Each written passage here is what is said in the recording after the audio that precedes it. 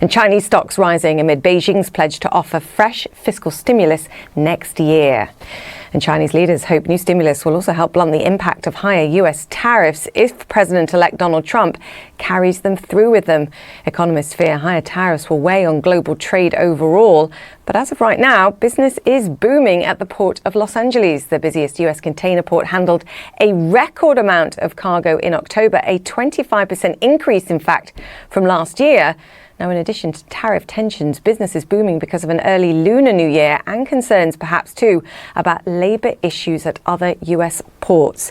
Gene Soroka is the chief executive at the Port of Los Angeles and he joins us now. Gene, you are always busy. We can always guarantee that. I read you're on track actually for your second best year in your 116-year history. How much of that is to do with interest rates coming down, resilience in retail sales, and how much of that is brought forward buying ahead of potential tariffs? Good evening, Julia. Great to see you. And there's so much to consider in the supply chain and our year here in 2024. But it all starts with a very strong and elongated U.S. economy. American consumers continue to buy, manufacturers are doing well, and that cargo is a leading indicator here in the U.S. continues to flow. Now, we've had several geopolitical issues. Most recently, this pulling forward of inventory and new shipments as a hedge against what potential tariffs may come down the road when the new administration takes office on January 20th. We've also got, as you mentioned in the opening, the considerable work that needs to be done on the U.S. East and Gulf Coast dock workers negotiation. That tentative agreement ends on January 15th, with only 5 days in between the lapsing of that contract and Inauguration Day. Panama Canal drought issues and the ongoing safety and security concerns in the Red Sea are all pushing cargo our way this year. Yeah, I mean, you are one busy man, and I think it's only expected to get more busy based on what you're saying.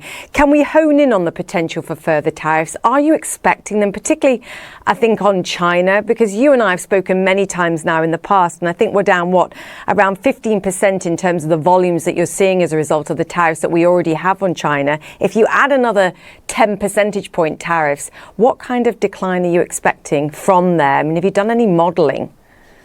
Yes, we have, Julia, and you are correct. But what we have learned is that there's a long way from the campaign trail to the implementation of public policy, yet we're not dismissing anything.